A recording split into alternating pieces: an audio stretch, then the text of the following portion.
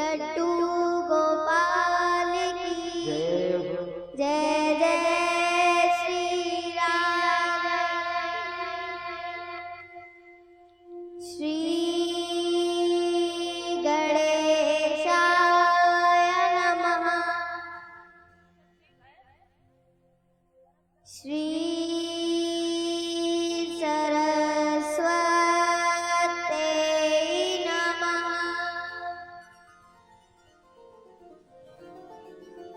श्री राधा कृष्णाभ्यां नमः। श्री सद्गुरु चरण कमलेभ्यो नमः।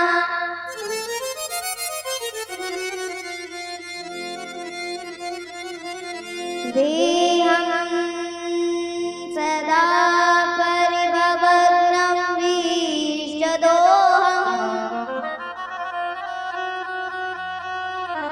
तीर्थास्पदं शिवविरञ्चनुतं शरण्यम्।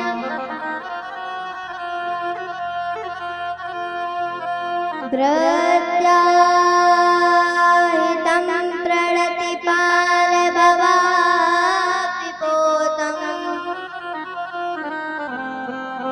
वन्दे महापुरुष ते चरणारविन्दम्।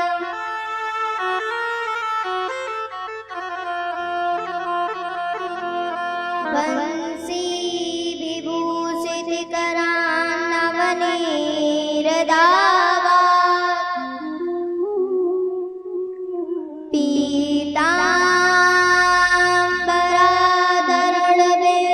फलादरोष्ठात्।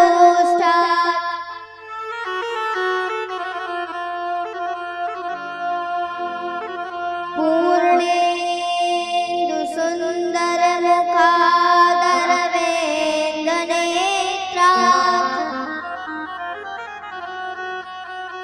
कृष्णात् परं किमपि त्वात्महं न जाने।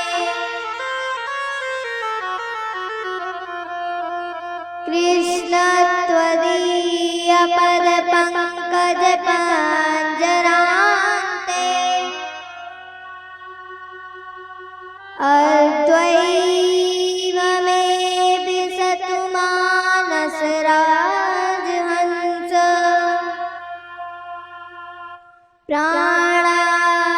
प्राणाय समये कफवादिपित्तये। कण्ठावरोधनविदो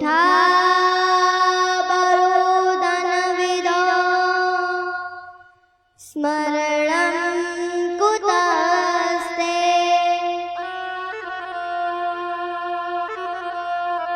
जय जय जय राधा रमण। जय जय नवल किशोर। जय गोपी चितचोर प्रभु। जय जय माखन चोर। जय जय माखन चोर।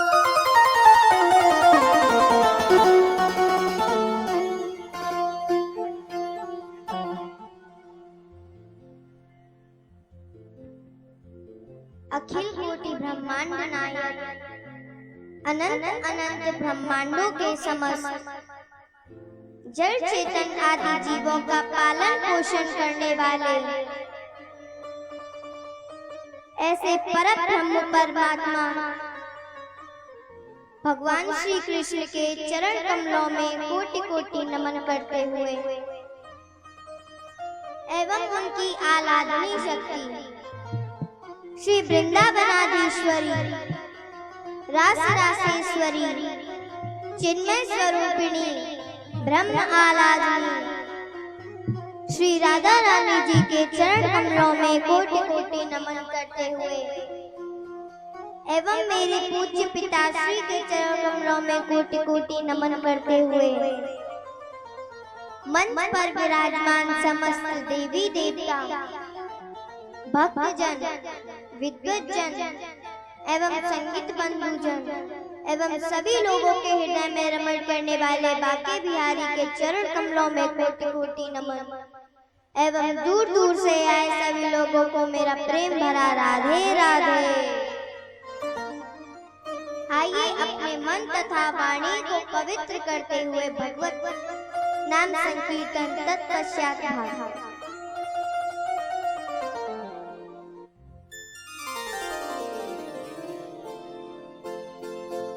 मिसरी से मीठो नाम हमारी राधा रानी को, मिसरी से मीठो नाम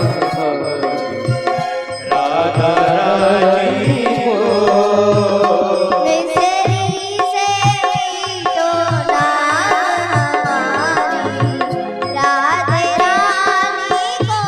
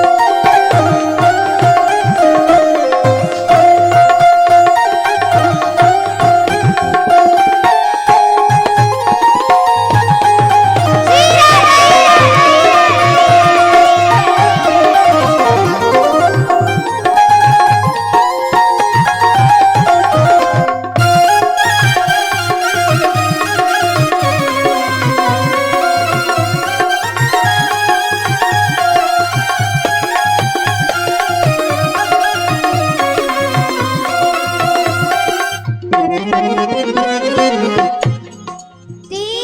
लोक चौदह भुवनों की स्वामी निराधे जू। तीन लोक 14 भुवनों की स्वामी निराधा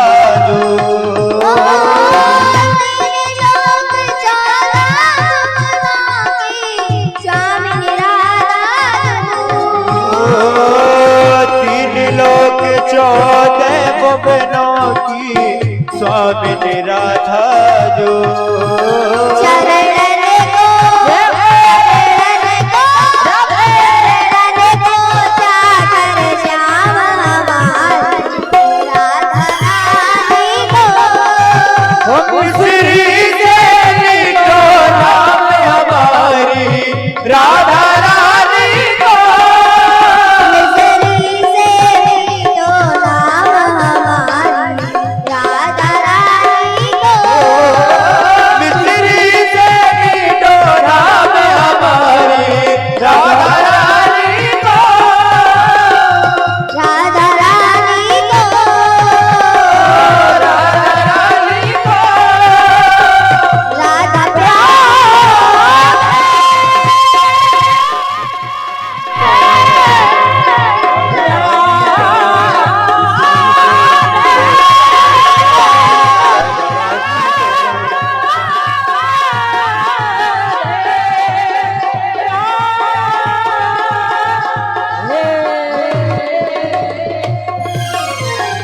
बोलिए राधा रानी सरकार की जय हो।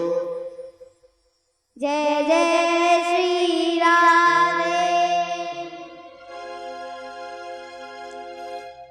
कल आप सभी लोग बड़ी मधुर कथा को श्रवण कर रहे थे। भगवान ने गिरिराज पर्वत को 7 दिनों तक अपनी कनिष्ठिका उंगली पर धारण किया। तो सारे बाल बाल क्या कहते हैं?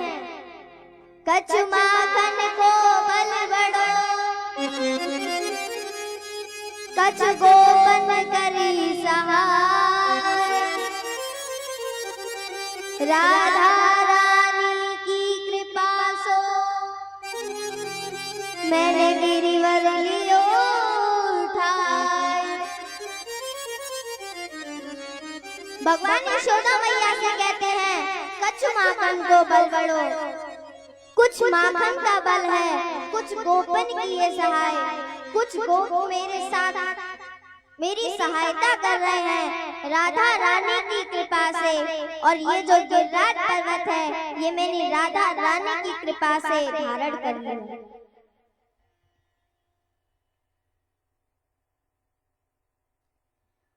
अब जब बाद में इंद्र हार गया तो उसने भगवान से क्षमा याचना की।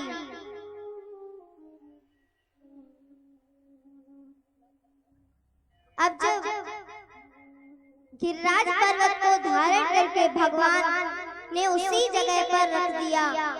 और दूसरे ही दिन एकादशी है और एकादशी को नंद बाबा निराहार रहते हैं। एकादश्याम निराहारा संभर्च्य जनार्दनम् स्नातुं नन्दस्तु कालिन्द्या द्वादश्यां जलमाविशत्। अगले ही दिन एकादशी होते हैं। एकादशी को नंद बाबा एकादशी का व्रत रखते हैं। आप रखती हो परिचित हैं? तो नंद बाबा एकादशी के दिन व्रत रखते हैं। और व्रत रखते हैं तो उस दिन बिल्कुल निराहार रहते हैं और अपने जनार्दन प्रभु की तुलसी दल से सेवा करते हैं, उनकी पूजा करते हैं और प्रेम पूर्वक व्रत करते हैं। एकादशी का व्रत तो कर लिया, लेकिन अहोरात्रि के वक्त, आधी रात के वक्त नंद बाबा की आंख खुल गई। नंद बाबा को लगा कि लगता है प्रातः काल हो गया, सुबह हो गई। तो नंद बाबा यमुना जी में स्नान करने के लिए गए। यमुना जी में स्नान करने गए तो यमुना जी में उस टाइम वरुण देव का निवास है। जल के देवता कौन है? वरुण देव। तो भगवान कहते हैं कि रात्रि के वक्त किसी को भी जल में प्रवेश नहीं करना चाहिए, क्योंकि उस समय वरुण देव विश्राम करते हैं। तो नंद बाबा की आधी रात को आंख खुल गई और वह यमुना जी में स्नान करने के लिए गए। तो जैसे ही नंद बाबा स्नान करने के लिए गए, बहुत समय हो गया, नंद बाबा अभी तक घर लौट करके नहीं आए। तो जैसे ही नंद बाबा ने यमुना जी में स्नान किया तो यमुना जी में कुछ देवताओं ने नंद बाबा को पकड़ लिया और जाकर के बंदी बना करके डाल दिया। अब जब काफी समय हो गया, नंद बाबा लौट करके नहीं आए, प्रातः काल हुई, पूरे गांव में ढूंढा गया पर नंद बाबा कहीं नहीं मिले। तो भगवान ने जब नेत्र बंद करके देखे तो क्या देखा कि नंद बाबा वरुण के यहाँ बंदी बने बैठे हैं। तो भगवान कृष्ण यमुना जी में जाकर के यमुना जी में छलांग मारते हैं और वह वरुण लोक पहुंच जाते हैं।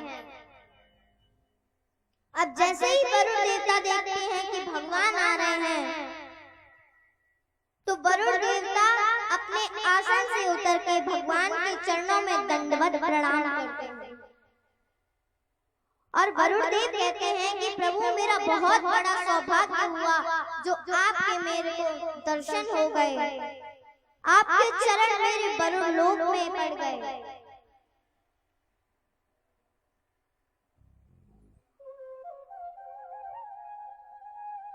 मैं बहुत बड़ा सौभाग्यशाली हूँ जो आपके चरण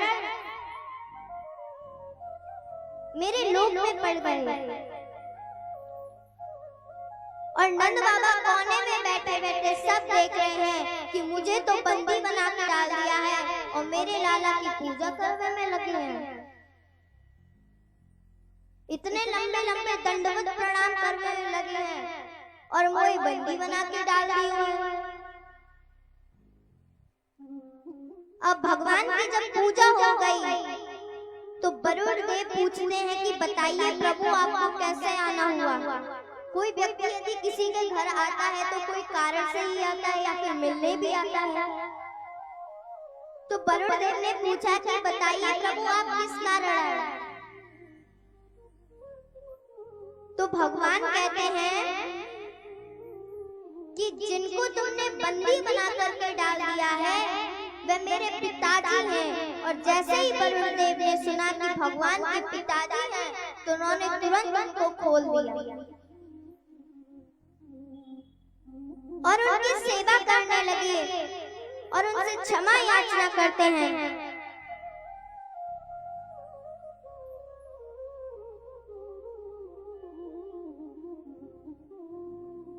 नंद बाबा से क्षमा मांगते हैं और प्रेम पूर्वक नंद बाबा को और कृष्ण जी को विदा करते हैं। अब सारे ग्वाल यमुना जी के किनारे ही खड़े थे, क्योंकि नंद बाबा को भी यमुना जी में जाए हुए बड़ा समय हो गया है और कन्हैया भी अभी तक लौट के नहीं आए। अब जैसे ही देखा कि नंद बाबा और कन्हैया आ रहे हैं तो सभी ग्वाल किनारे पे खड़े हो जाते हैं और नंद बाबा और कन्हैया जी जब बाहर निकल के आते हैं तो सारे ग्वाल घेरा बना लेते हैं। तो सारे ग्वाल पूछते हैं कि बाबा, ऐसी कौन सी आपने समाधि लगा ली यमुना जी में कि रात्रि के समय तक आप मिले नहीं? तो नंद बाबा बोले, अरे ब्रजवासियों, ये सारी बात छोड़ो, मुझे तो लग रहा है मेरा लल्ला भगवान है। तो सारे ब्रजवासी, सारे गोपाल,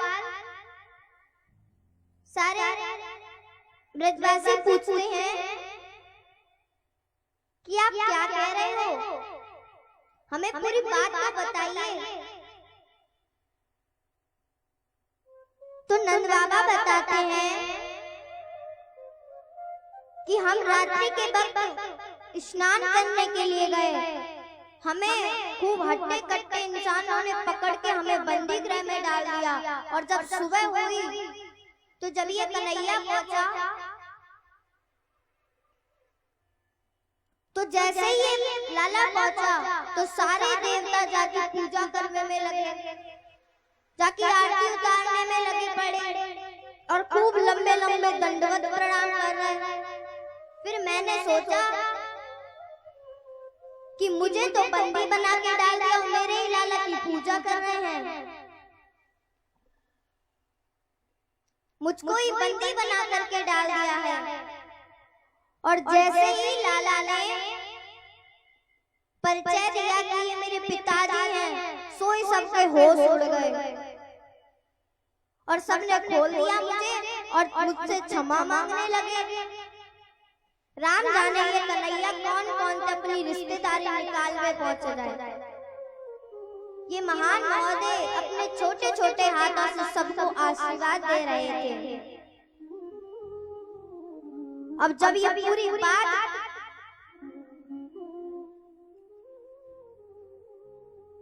भगवान के मित्रों ने सुनी तो सब एक दूसरे के कान में कानाफूसी करने लगे कि भैया अब तो लगता है ये कन्हैया जरूर भगवान है। जाके बड़े बड़े देवता जाको दंडवत प्रणाम करे।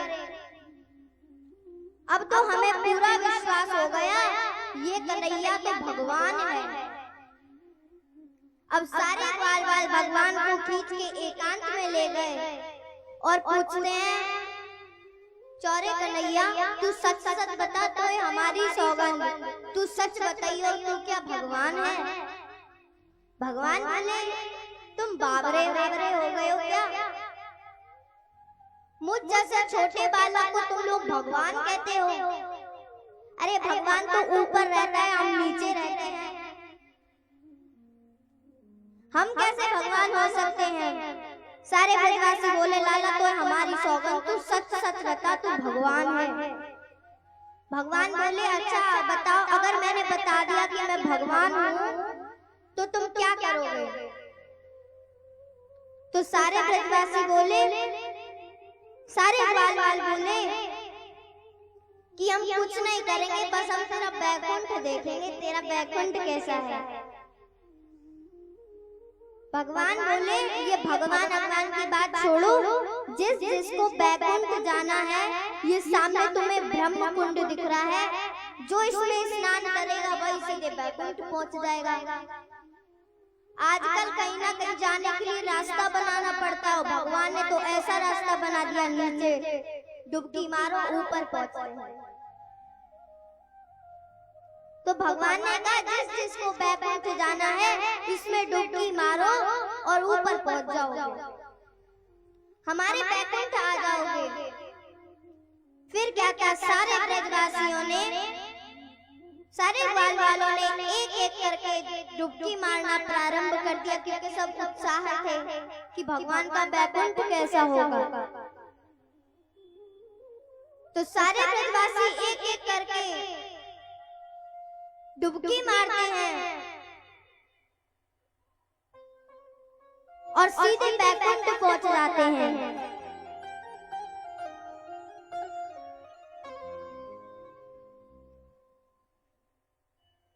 अब जब सब बैकुंठ पहुंच जाते हैं तो देखते हैं कि लोग तो 2 हाथों के होते हैं, इनके तो 2 हाथ और एक्स्ट्रा हैं, यानी कि 4-4 हाथ वाले लोग घूम रहे हैं। सारे ब्रजवासी सोचने लगे कि हम लोगों के तो 2 हाथ होते हैं, इनके तो 4-4 हाथ हैं।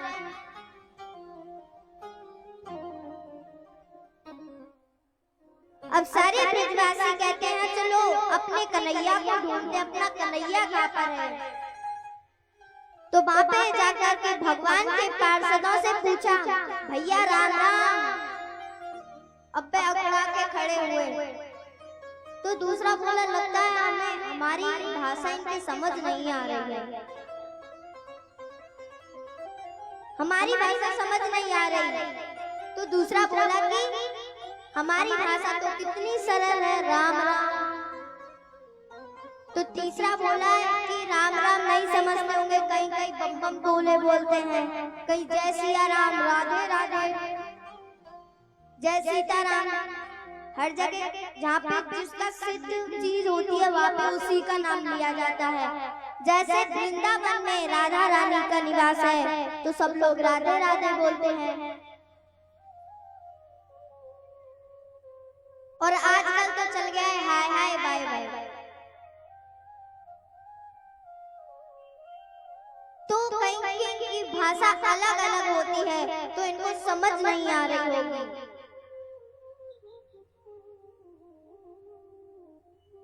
सारे ब्रजवासी बोले, अपनी भाषा यहाँ कौन समझेगा। भैया जब अपनी भाषा में जब अपनी भाषा किसी को समझ नहीं आती तो ऐसे लगता है जैसे तो इसे कुछ आता ही ना हो।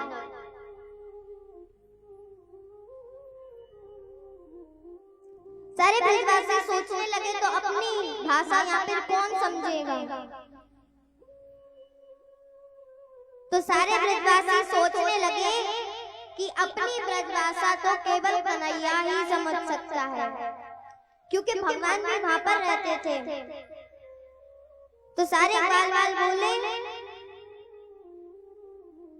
कि हमें इनसे कोई मतलब नहीं, चलो ऐसा करते हैं अपने कन्हैया को ढूंढते हैं। तो जैसे ही सारे ग्वाल आगे गए तो देखा कि अंदर भगवान बैठे हुए हैं। एक बड़ा सा सांप है, उसके ऊपर कोई लेटा हुआ है। तो ब्रजवासी ने बोला, एक ग्वाल ने बोला चलो चल कर देखते हैं वहां पर कौन लेटा है। और जैसे ही ब्रजवासियों ने ग्वालों ने अंदर प्रवेश किया तो भगवान के पार्षदों ने रोक दिया कि नहीं जाओगे तुम। तो सारे ग्वाल बोले कि हम कैसे नहीं जाएंगे, ये तो मेरा कन्हैया है, ये हमारे साथ खेलता है। भगवान की सारी बातें बताने लगते हैं। भगवान के पार्षद बोले, हमें इससे कोई मतलब नहीं, हम किसी कन्हैया को नहीं जानते। जैसे सारे लोग मिलकर पूजा कर रहे हैं, दूर से दंडवत प्रणाम चलेगा, अंदर नो एंट्री। भगवान के पार्षद किसी को भी अंदर नहीं जाने देते। अब जैसे ही सारे ब्रजवासी पीछे मुड़ते हैं तो अंदर पीछे ही जाकर के भगवान को प्रणाम दंडवत करते हैं, दंडवत प्रणाम करते हैं, भगवान की पूजा करते हैं। तो देखा ब्रजवासियों ने पहले तो 4-4, 5-5 हाथ वाले थे, लेकिन अब तो 4-4, 5-5 मुंह वाले घूम रहे हैं। और 4 मुंह वाले कौन हैं? ब्रह्मा जी।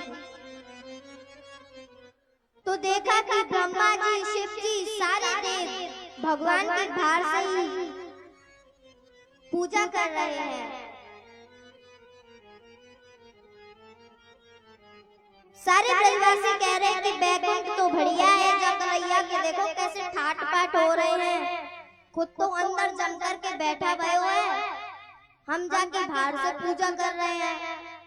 देखो कैसे कैसे लोग जाके पूजा करने लगे हैं, जब कन्हैया के तो बड़े ठाट बाट हो रहे हैं। सारे ब्रजवासियों ने, जब सारे ग्वाल वालों ने पूरा बैकुंठ घूम लिया तो बाद में जाकर के कहते हैं कि भैया मजा नहीं आया, चलो जहां से आए थे वहीं से निकल लेते हैं। तो उन्होंने ब्रह्म कुंड में डुबकी मारी और सीधे आकर के वृंदावन आ गए। अब जैसे ही वो लोग बाहर निकल के आए तो देखा कि भगवान टेढ़ी टांग करे हुए मुरली बजा रहे हैं, मंद मंद मुस्कुरा रहे हैं, बड़ी मधुर बंसी बजा रहे हैं।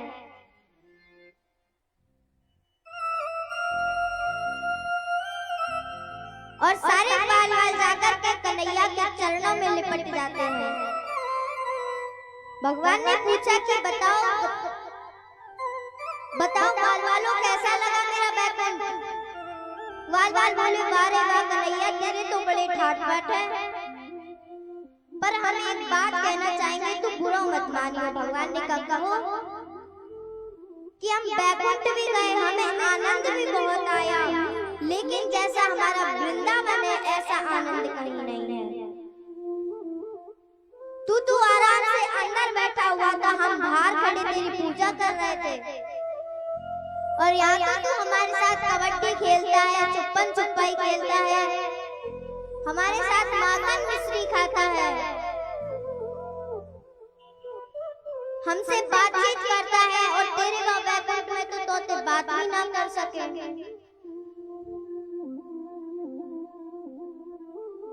सारे ब्रजवासी भगवान को एक एक करके बात बताने लगते हैं। एक ब्रजवासी बोला कन्हैया बाबा हम खेल कूद भी नहीं सकते, हम खेल रहे थे तो एक 4 हाथ वाले आदमी ने आकर के हमसे कह दिया कि यहाँ पे ऊधम मत मचाओ, यहाँ पे कूदना मना है।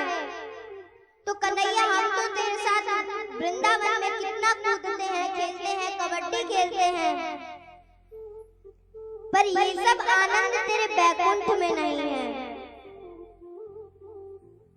वहाँ पे तो बस चुपचाप मूर्ति की तरह खड़े रहो, यहाँ पे तो हम तेरे साथ आनंद पूर्वक खेलते हैं।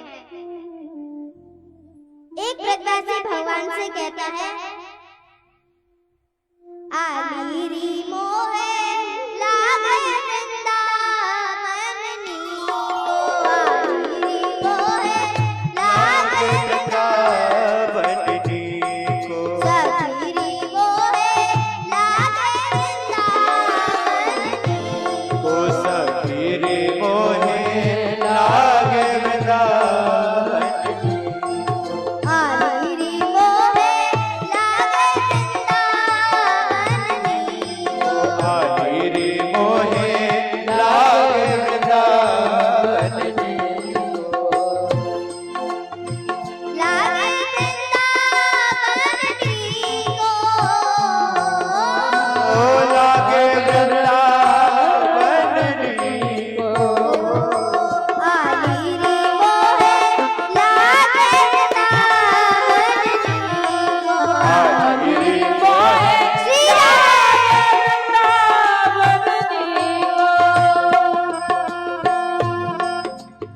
वृंदावन धाम की जय हो।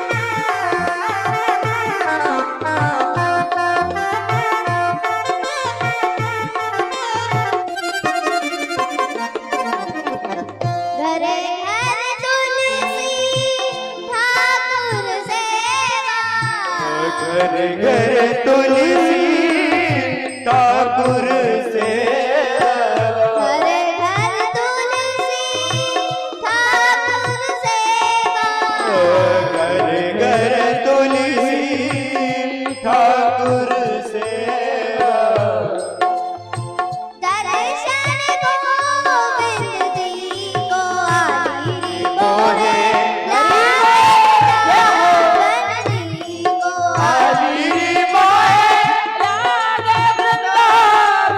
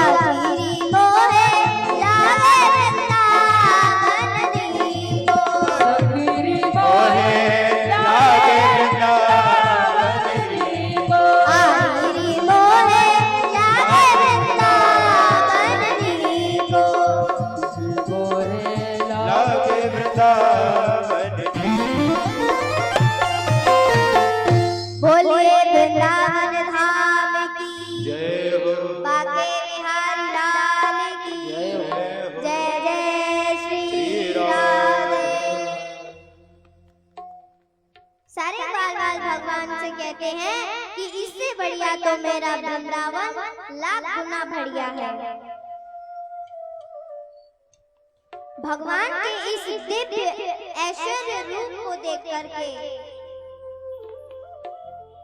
सारे भक्त, सारे ग्वालवाल मुग्ध हो रहे हैं। आइए हम सभी लोग भगवान के दिव्य महाराज में प्रवेश करते हैं।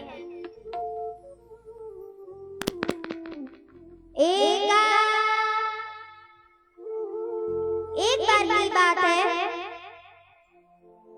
भगवान के मन में आज रास करने का मन बना। भगवान पिता रात्रि शरदोत फुल्ल मल्लिका वीक्षरन्तु मनश्चक्रे योगमायामुपाश्रिता।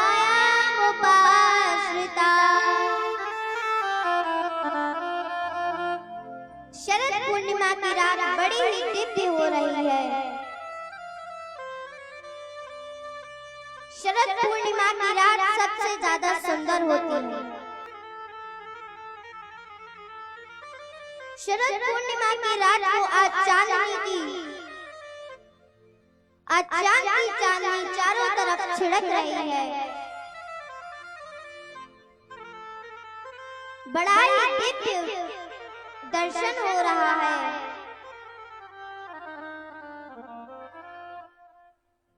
शरद पूर्णिमा माल्यार्पित पुष्पों से सुशोभित हो रही है। आज भगवान के मन में उस शरद पूर्णिमा की रात को देख करके भगवान के मन में संकल्प उठा, आज क्यों ना रास किया जाए। आज रास करने का मन में भगवान के विचार आया। माधव मंद मंद मुस्कुरा रहे हैं और ब्रज मामाओं से विहार करने की सोच रहे हैं कि आज रास करने की सोच रहे हैं कि आज क्यों ना रास किया जाए। भगवान के मन में आज संकल्प उठा है और भगवान के मन में जब संकल्प उठता है तो भगवान वह कार्य जरूर करते हैं। संकल्प का अर्थ होता है ये कार्य करना है तो करना है। तो भगवान के मन में रास करने का संकल्प उठा है कि आज क्यों ना रास किया जाए।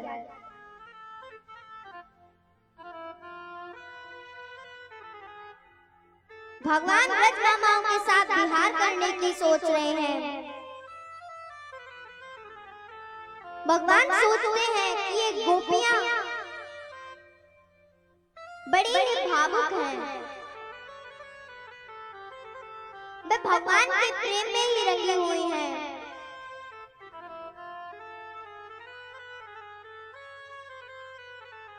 तो भगवान सोचते हैं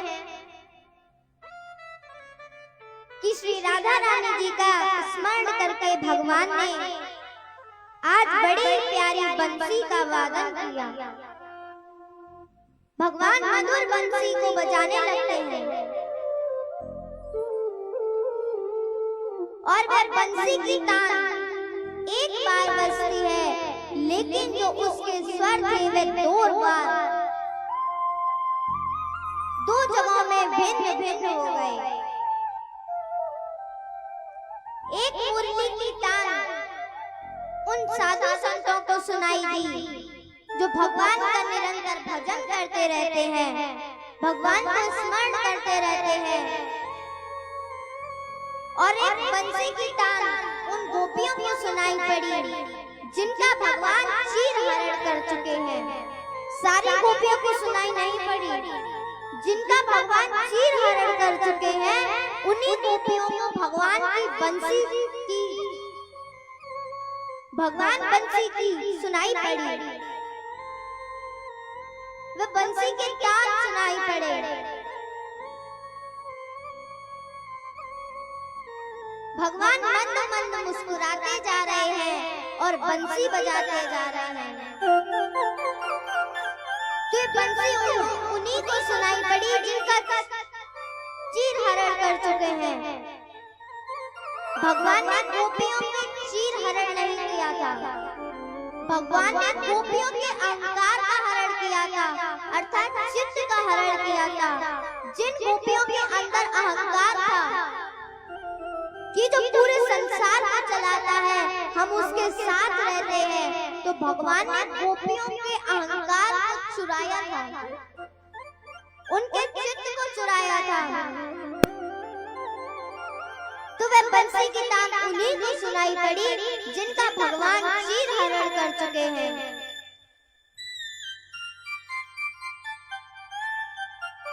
ये गोप रूपी जीव की बुद्धि रूपी गोपी क्या अज्ञान रूपी का आवरण बिल्कुल है। ये गोपियां मानव है और इनके जो अंदर अहंकार था, भगवान ने उसका हरण किया है। और एक बार जिसका आवरण हरण हो जाए तो फिर इस संसार में उस व्यक्ति का मन नहीं लगता।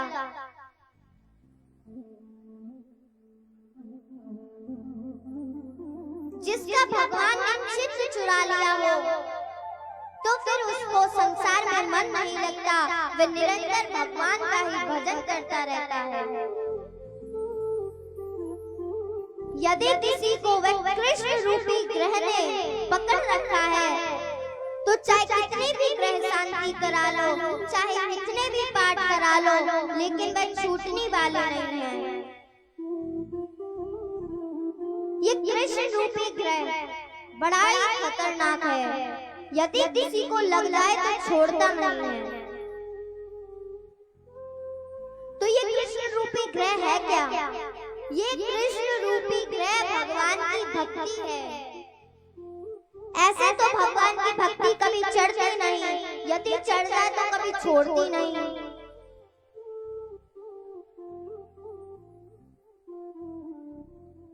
लग जाएगी लगन धीरे धीरे, लग जाएगी लगन धीरे धीरे, सावरे से होगा मिलन धीरे धीरे, सावरे से होगा मिलन धीरे धीरे, सावरे से होगा मिलन धीरे धीरे, सावर से होगा मिलन धीरे धीरे। लग जाएगी लगन धीरे धीरे, लग जाएगी लगन धीरे धीरे, सावरे से होगा मिलन धीरे धीरे, सावर से होगा मिलन धीरे धीरे, लाला से होगा मिलन धीरे धीरे, लाला से होगा मिलन धीरे धीरे। श्री राधे।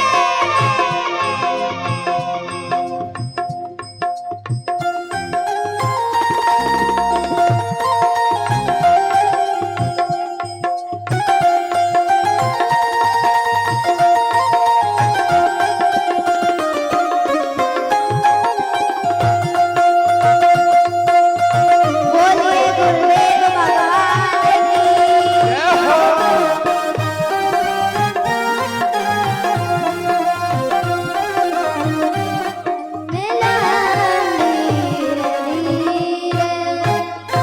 बोलिए गुरुदेव भगवान की।